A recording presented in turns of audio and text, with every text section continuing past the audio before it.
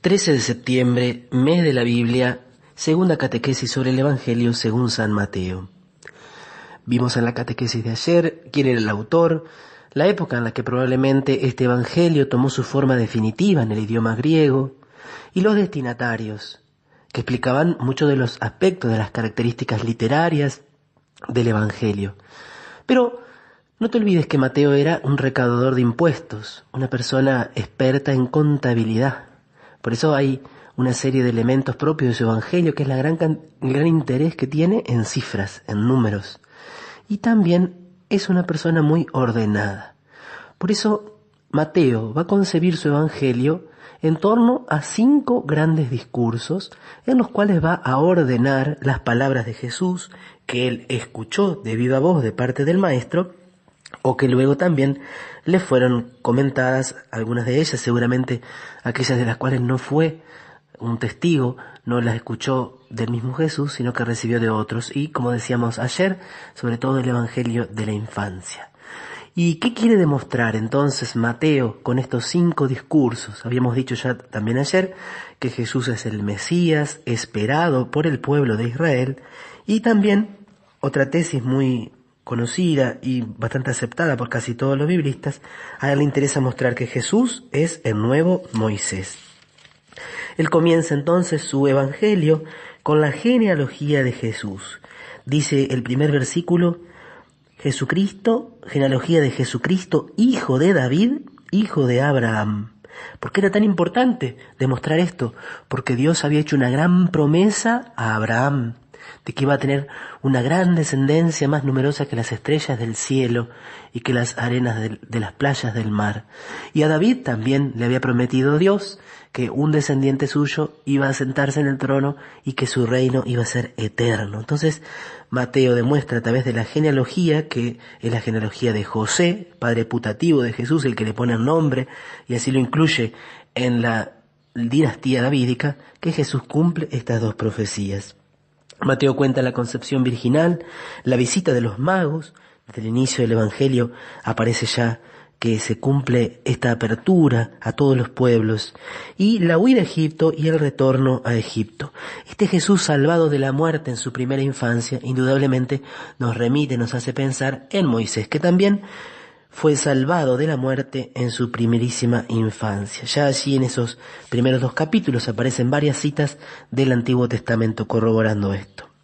Podemos decir que se divide el Evangelio entonces en 5 discursos que están precedidos por una sección narrativa. De acuerdo a las distintas Biblias vas a encontrar algunos títulos que por supuesto no son del evangelista, sino de aquel que traduce y que prepara la edición de la Biblia. El libro El Pueblo de Dios, por ejemplo, pone la promulgación del reino de los cielos, una primera parte narrativa, donde aparece Juan Bautista, los primeros pasos de Jesús, y luego el sermón de la montaña. Si hay algo que tendrías que recordar del Evangelio de Mateo, es que él contiene el sermón de la montaña. Cuando el catecismo se pregunta qué es la ley nueva del Nuevo Testamento, la ley que Jesús ha venido a darnos, dice que es el Espíritu Santo, pero que está compendiada en el sermón de la montaña. Esos capítulos 5, 6 y 7, primer gran discurso de Jesús, un cristiano, un católico, casi que debería saberlos de memoria. Segunda sección, los signos y la predicación del reino de los cielos.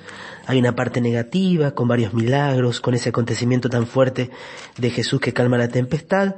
Y en el capítulo 10 está el segundo gran discurso, que es las instrucciones a los misioneros, el discurso misionero. Jesús envía a sus discípulos con poder, primero a las ovejas perdidas del pueblo de Israel. Solo al final del Evangelio lo va a mandar a todas las naciones. La tercera sección se puede titular El misterio del reino de los cielos. Hay también una parte narrativa, capítulos 11 y 12, y en el capítulo 13 otro gran bloque donde Mateo recopila las parábolas de Jesús. Son varias parábolas, algunas de ellas también las trae Lucas, pero algunas son propias de Mateo. Algunas solamente Mateo las trae, como por ejemplo la parábola del trigo y la cizaña, la parábola del tesoro escondido, la parábola de la perla encontrada.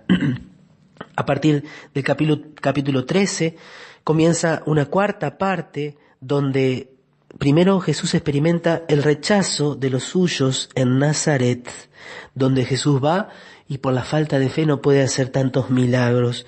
Y allí otros milagros como la multiplicación de los panes, Jesús caminando sobre las aguas, va apareciendo la figura de Pedro cada vez con mayor protagonismo, hasta que llegamos al capítulo 16, la profesión de fe de Pedro, donde el Señor le entrega a Pedro las llaves del reino de los cielos. Y al igual que en el Evangelio de Marcos, a partir de ahí, de esa profesión de fe de Pedro, Jesús comienza a encaminarse hacia Jerusalén. Hace el primer anuncio de la pasión y comienza entonces a caminar hacia la ciudad santa. Y en el capítulo 18, una vez que Jesús ha fundado su iglesia, ha hablado explícitamente de esta nueva iglesia, capítulo 18 contiene enseñanzas sobre la comunidad, sobre la vida en comunidad. En el capítulo 19 está la última parte que el libro del pueblo de Dios titula la consumación del reino de los cielos. Allí hay muchas enseñanzas tan importantes, encuentro de Jesús con escribas, conductores de la ley, el relato magnífico de la vocación del joven rico, vocación frustrada, otras parábolas que tienen que ver con el fin de los tiempos. Jesús le va hablando a los fariseos, a los escribas, a los doctores de la ley, y les reprocha su incredulidad y les anuncia que el reino les será quitado para dárselo a los paganos. Jesús entra en Jerusalén, esto lo narra el capítulo 21, expulsa a los vendedores del templo, maldice la higuera estéril, sigue enseñando con parábolas el misterio de la incredulidad de Israel, ¿no? Y nos anuncia que el banquete nupcial, que la salvación está destinado a todos, con esa parábola tan hermosa del banquete, justamente del rey que festejaba las bodas de su hijo. Llegamos así hasta el capítulo 24, donde Jesús comienza a hablar del fin de los tiempos. Es el último de los 5 discursos sobre el final de los tiempos, y allí también tenemos muchos anuncios de las catástrofes, de los signos que precederán a su segunda venida, para terminar en el capítulo 25 con esas 3 bellísimas parábolas, la de las 10 jóvenes del cortejo, las 10 vírgenes, 5 prudentes y 5 necias, la parábola de los talentos que también trae Lucas, y el juicio final, ese texto maravilloso que un cristiano, un católico nunca debe olvidar, cuando venga el rey y separe a su derecha y a su izquierda las ovejas de los cabritos, teniendo en cuenta la caridad que hemos tenido con los más pequeños de sus hermanos. Entonces, 5 grandes discursos, precedido cada uno de estos discursos por una sección narrativa. El capítulo 26 y 27 son los dedicados a la pasión de Jesús, al proceso y a la pasión de Jesús, y el capítulo 28 al anuncio de la resurrección, la aparición de Jesús a las mujeres y la misión universal de los apóstoles. Dicen algunos, y me parece un detalle muy importante, que el Evangelio comienza diciendo que este niño que concibió María, se cumple en él la escritura que dice, será llamado Emmanuel, que significa Dios con nosotros. El Evangelio termina con estas palabras de Jesús: yo estoy con ustedes hasta el fin del mundo. El Emmanuel, el Dios con nosotros, promete que estará con nosotros hasta el fin del mundo.